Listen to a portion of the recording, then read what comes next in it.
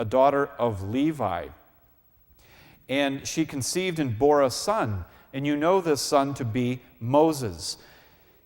What happens here in the narrative is really interesting because the command is to take the boys and throw them into the Nile.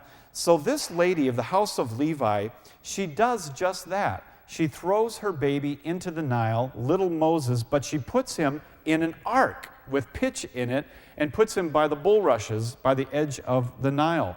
So in Hebrew, it's ironic. She's doing what she's supposed to do, but she is providing some safety for the child. And then, as fate would have it, who finds this little baby? Pharaoh's daughter. It says in verse 5, "Now the daughter of Pharaoh came down to bathe at the river, and her maidens walked beside the river. She saw the basket among the reeds and sent her maid to fetch it." And of course, who's in the little basket? But Moses. And his name is Moshe, but we call him Moses. And Moses means, the interpretation, it means to draw out of. So he's being drawn out of the Nile, and that's what they name him. You can see that in verse 10. One day when Moses, verse 11, had grown up, he went out to his people and looked on their burdens, and he saw an Egyptian beating a Hebrew, one of his people. Now Moses' life is divided up into 3 sections.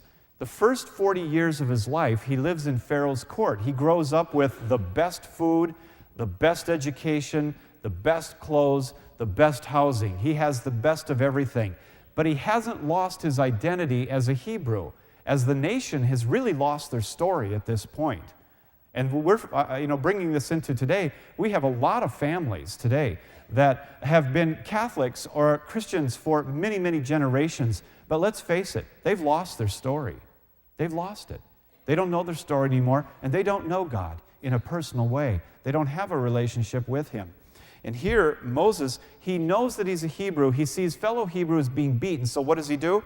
It says in verse 12, he looks one way and he looks the other way, and seeing that no one is looking, he kills the Egyptian and then hides him in the sand. Well, I'm sure the word got out because the next day 2 Hebrews were struggling together, and he said to the man that did the wrong, "Why did you strike your fellow?" And they said, "Hey, who made you a prince over us? Are you going to kill us as you killed the Egyptian?" And all of a sudden, Moses is labeled a murderer, and word gets back to Pharaoh, and it says when Pharaoh heard of it, he sought to kill him.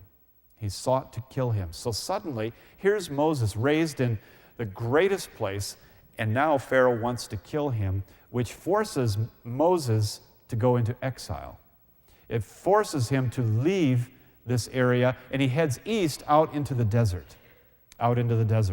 Now, originally, when this story began in chapter 1, it says that the original Pharaoh, he did not know Joseph. That means that he knew about Joseph, but he didn't respect the relationship that the previous Pharaoh had with Joseph, his family, years and years ago.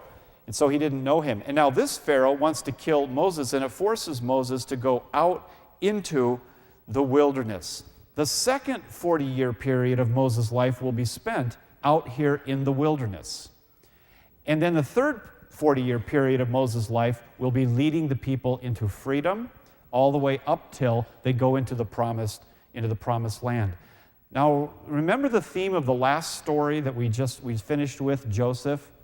Joseph ended by saying that God sent me before you to prepare for you. And what you meant for evil, God meant for good. Well, the same pattern continues with Moses, where Moses is going to be 40 years out in the wilderness now. And guess where Israel is going to be once they make that exodus? They're going to be out in that wilderness, led by a man who knows that wilderness very, very well, and it will come in handy. We'll talk about that. In chapter 3, in this 40-year period out in the wilderness, it says in verse 2 that the angel of the Lord appeared to him in a flame of fire out of the midst of a bush, and he looked, and lo, the bush was burning, yet it was not consumed. The Catechism has a lot to say about that in relationship to contemplative prayer.